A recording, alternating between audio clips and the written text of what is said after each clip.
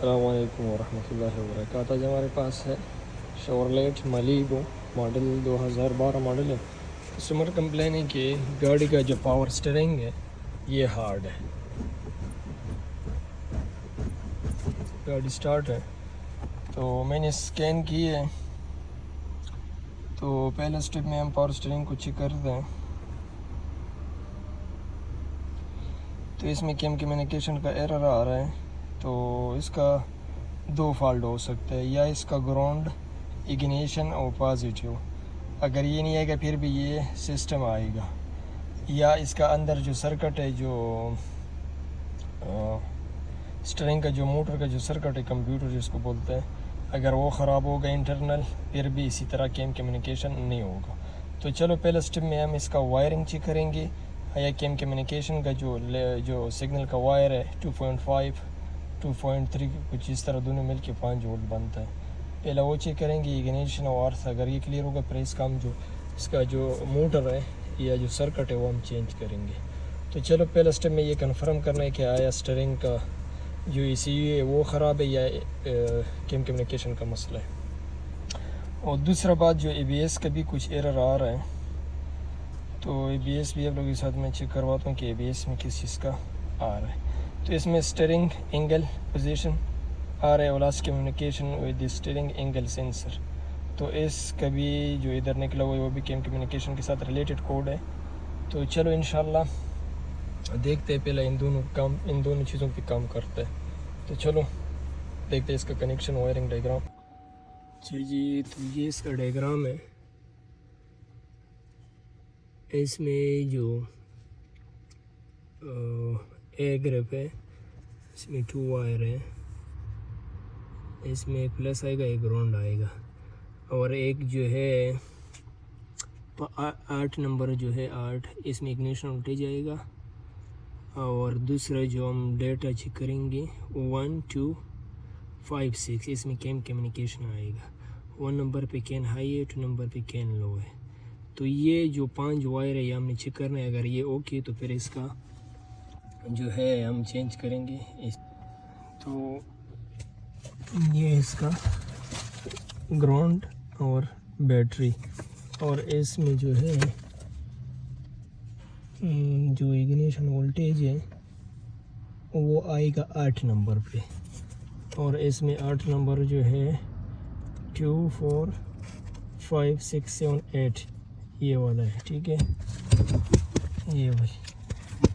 तो पहले स्टेप हमने मीटर जो है ना 20 वोल्टेज पे सेट करना है, ठीक है।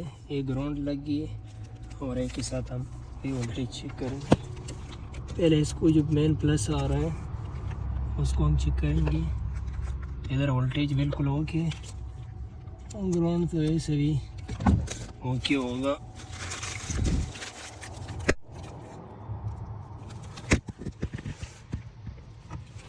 इसको कंटिन्यूटी भी करेंगे, ग्राउंड चेक करते हैं चीज़। तो बिल्कुल ओके ग्राउंड। अभी जाएंगे इग्निशन पे। ये जो है लास्ट वाला,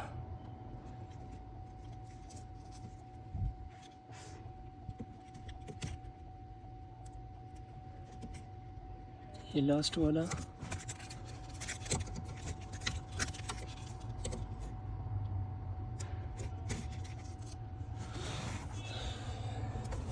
इग्निशन को ऑन करते हैं। तो इसमें कोई कंटिन्यूटी नहीं आ रहा है। मिनट, इसमें भी नहीं है।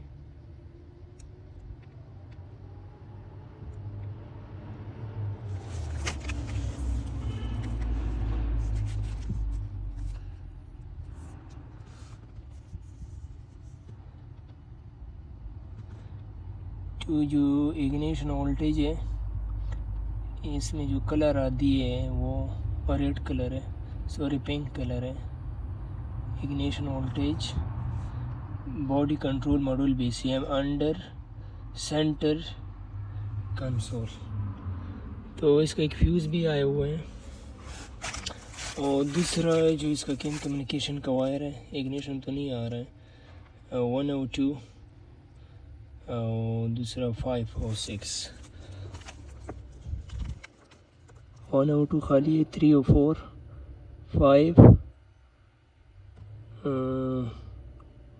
3 और 4 में क्या है, 3 और 4।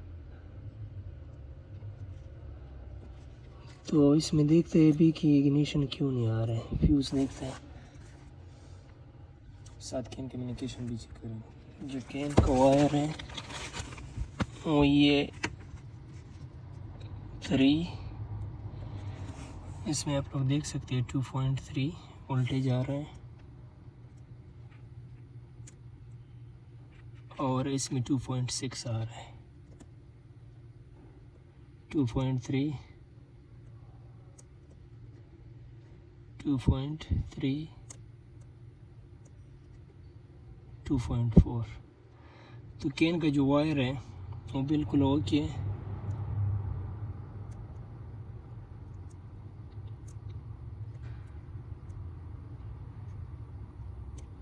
जो 8 नंबर है ये वाले, इसमें कंटिन्यूटी बिल्कुल नहीं है, इसमें 12 वोल्ट होने चाहिए लेकिन इसमें नहीं है। तो देखते हैं इसका पहले फ्यूज़ जी, जिसमें जो इग्निशन नंबर है 8 नंबर इधर जो लिखा है body control module BCM under centre console. तो ये इसका लोकेशन इधर आ रहा है, राइट साइड से इधर बैटरी का जो लोकेशन दी है ये निशान, तो इसको रिमूव करना है।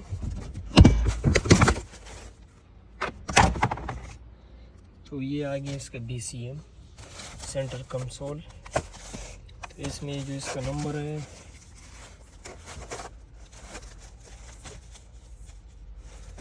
इसका जो नंबर है वो F9 नंबर है इसका। और इसमें डायग्राम मेंशन देखते हैं, इसमें मेंशन ये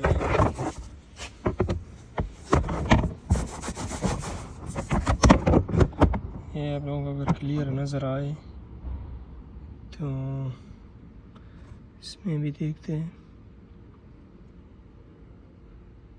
ये आगे EPS,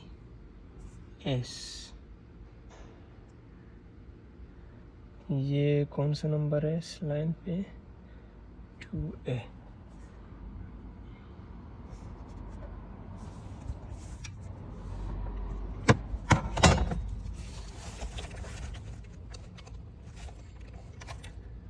मैं चेक करता हूँ।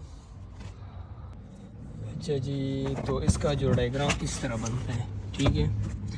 ये इसका AC का रिले है, मैं कोशिश करता हूँ अगर थोड़ा क्लियर हो जाए। तो ये मेन इसका रिले है, ठीक है। मेन रिले के साथ इसका 2 एम्पायर फ्यूज़ लगा हुआ है, उसके साथ दूसरा जो है ना ऊपर साइड पे 2 एम्पायर फ्यूज़ है। ये आगे रिले, इसके साथ 2 एम्पायर, इसके साथ जो है EPS है। तो ये वो रिले, ठीक है, ये 2 एम्पायर फ्यूज़ है, और इसके साथ जो फ्यूज़ है ये खाली है, बिल्कुल फ्यूज़ है नहीं है। तो उधर किस तरह इग्निशन आए। तो अभी इसमें मैं फ्यूज़ डालूँगा।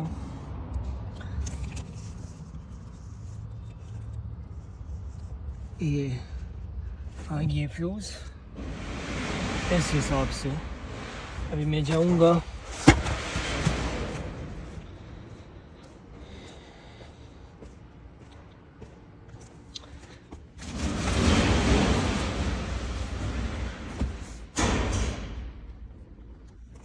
तो अभी अगर आप लोग देख सकते हैं तो ये करंट आ गई, ठीक है।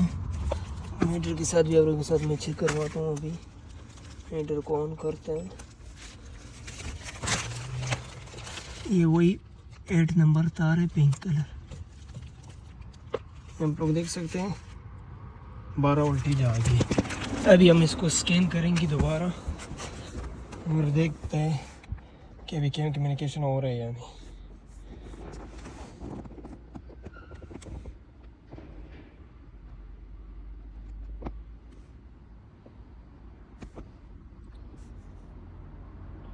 स्ट्रिंग में जाते हैं, GM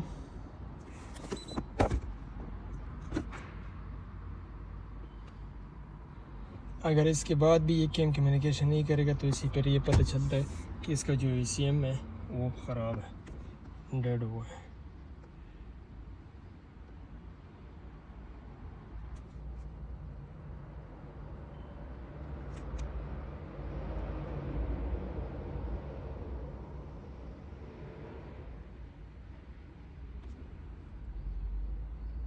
और स्टीयरिंग माशाल्लाह अभी तो केम कम्युनिकेशन हो गई है। और ये भी फॉल्ट चेक करेंगे, डिवाइस पावर मोडिंग एरर, इसको क्लियर करते हैं। यस, कहीं गाड़ी को करते हैं स्टार्ट,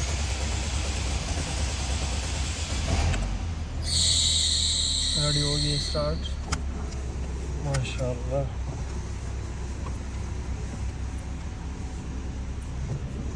बिल्कुल फ्री हो गई।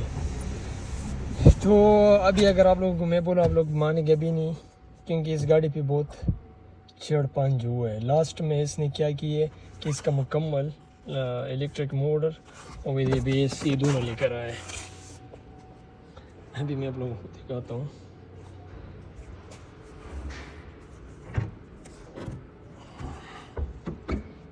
ये इसने कंप्लीट, ये आ गई ABS और ये आ गई स्टीयरिंग मॉड्यूल, ये कंप्लीट लेकर आए कि इसको चेंज करो। मैंने बोला क्यों, बोलते ये ख़राब है। तो मैंने पहला बोला कि चेंज करने से पहले इसका मैं लाजमी वायरिंग डायग्राम चेक करूँगा। तो फॉल्ट एक फ्यूज़ का था, ये क्यों हुआ तो पता नहीं, अल्लाह आलम, किसी ने बस निकाला होगा फिर डाला ही नहीं है फ्यूज़।